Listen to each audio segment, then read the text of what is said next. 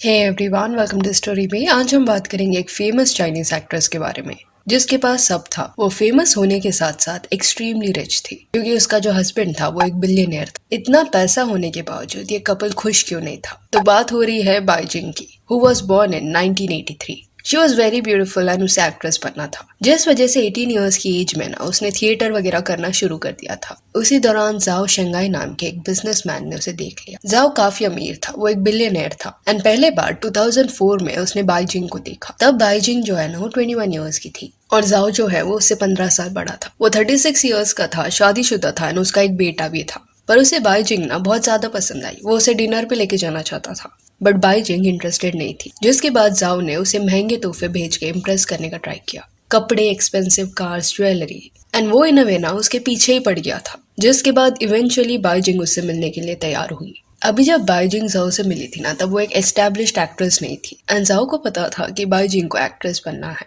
तो उसका करियर बनाने के लिए जाओ ने बहुत ज्यादा खर्चा किया एंड बाइजिंग को ये रिलेशनशिप से फायदा हो रहा था। तो बाइजिंग जो है वो उसको डेट करने के लिए रेडी हो गई एंड जाओ उसे ऑब्सेस्ड था। वो उससे इतना प्यार कर बैठा कि अपनी फैमिली को उसने छोड़ दिया, अपनी वाइफ से डिवोर्स ले लिया एंड बाइजिंग से वो शादी करना चाहता था। बट जो की जो मदर थी वो ये रिश्ते के अगेंस्ट थी। स्टिल सबके अगेंस्ट जाके 2008 में ये दोनों ने अपनी शादी रजिस्टर करा ली एंड 2010 के साल में दे गॉट मैरिड। अभी ये सब के बीच में जो ने इतना ज्यादा बाइजिंग के एक्टिंग करियर में पैसा लगा दिया था कि अभी वो फिल्में भी करने लग गई थी।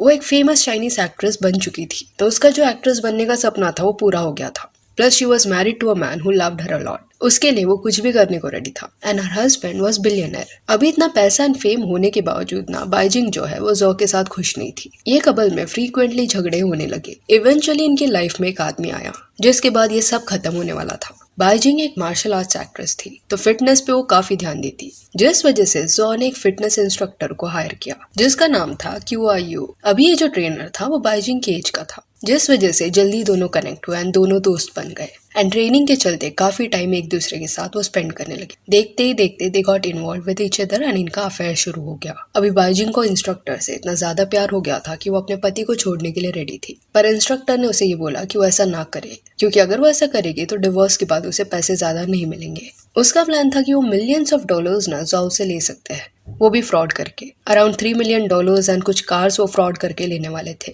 तो प्लान ये था कि वो एक लड़की को हायर करेंगे जो एक सेंट्रल वर्कर होगी एंड उसे पैसे देके जो को सेड्यूस करने के लिए बोला जाएगा। और अगर जो ये प्लान में फंसता है तो उनके जो वीडियोस है वो बाद में डिवोर्स के दौरान यूज होंगे। बाइजिंग डिवोर्स ये बेसिस पे फाइल करेगी कि जो cheated on her and hence settlement के दौरान बड़ा अमाउंट उसके नेटवर्थ का वो डिमांड कर सकती है। एक बार जो से वो अलग हो गई उसके बाद बाइजिंग का प्लान था कि वो इंस्ट्रक्टर के साथ ही रहेगी एंड जो भी जो है ना वो ऑलरेडी रोज रोज के झगड़ों से डिस्टर्ब हो गया था। जो की असिस्टेंट को भी इसके बारे में पता था क्योंकि एट टाइम्स फ्रस्ट्रेशन में उसके साथ वो चीजें शेयर करता।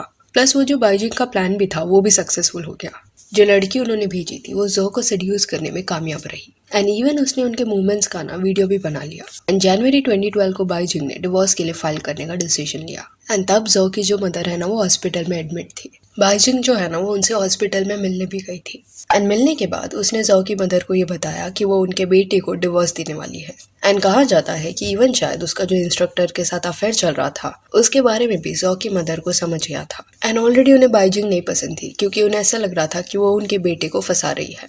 और ये सब जानने के बाद उनकी जो तबीयत है ना वो और खराब हुई जिसके बाद उनकी जान चली गई। जो ये हादसे के बाद ना काफी ज्यादा अफेक्ट हुआ एंड मीडिया भी ये न्यूज को कवर कर रही थी कि कैसे एक बिलियनर ने उसकी वाइफ को चीट किया। तो बैक टू बैक क्योंकि ये सारी चीजें हो रही थी तो वो मेंटली डिस्टर्ब होने लगा था। फिर 13 फरवरी 2012 को बाइजिंग ने कोर्ट में ना जाओ के अगेंस्ट कई सारे एलिगेशंस लगाए। पहले तो उसने बोला कि उसके हस्बैंड का अफेयर चालू है, he has a mistress and उसका वीडियो भी है। देन जो उसे परेशान करता था, मारता था, ये सारे एलिगेशंस भी उस पे लगाए। शी इवन स्टेटेड कि जो ऑलरेडी शादीशुदा था और उसका एक बच्चा भी था, इसके बारे में उसे नहीं पता था तो उसने उसे फंसाया था। जबकि ये जो एलिगेशन था वो वियर्ड था बिकॉज बाइजिंग जब जो से मिली थी तब ऑलरेडी वो एक बिलियनर था, फेमस था एंड उसके फैमिली के बारे में लोगों को पता था। एनीवेज ये डिवोर्स प्रोसीडिंग्स जब चल रहे थे तब जो को ना धीरे धीरे करके ये पूरे फ्रॉड के बारे में समझ गया कि कैसे उसकी वाइफ का इंस्ट्रक्टर के साथ अफेयर चालू है एंड वो एसेंशियल वर्कर को भी इन्होंने ही भेजा था एंड वीडियो बनाया था। एंड ये पॉइंट पे जो को रियलाइज हो गया था कि इंस्ट्रक्टर एंड बाइजिंग ये सब पैसों के लिए कर रहे हैं, पर इतना सब होने के बावजूद स्टिल वो बाइजिंग के साथ रहना चाहता था।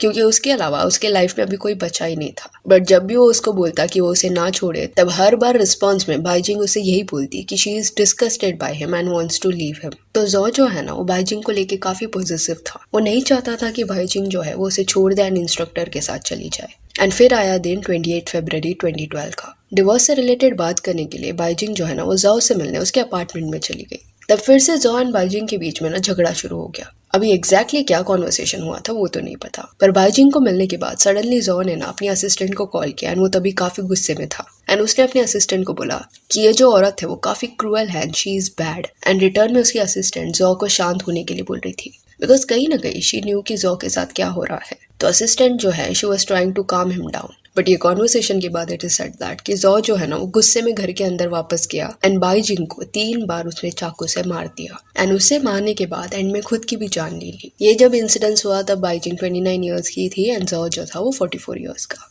ये जो पूरा डिवोर्स फ्रॉड था ना, वो पुलिस इन्वेस्टिगेशन के दौरान क्लियर हो जाता है एंड देन वो इंस्ट्रक्टर भी अरेस्ट हो जाता है। So this love story started on a wrong note. Zhao left his family for Baijing and Baijing never loved him but wanted to be with him because he was rich. शादी के बाद इतना पैसा होने के बाद भी दोनों खुश नहीं थे एंड ये शादी इनके लिए टॉर्चर बन गया था। बाइजिंग के ग्रीड में एंड ज़ो के ऑब्सेशन में सब कुछ डिस्ट्रॉय हो गया। सो यार that's it for this video. Do let me know कि बाइजिंग एंड ज़ो की ये कहानी के बारे में आपका क्या कहना है।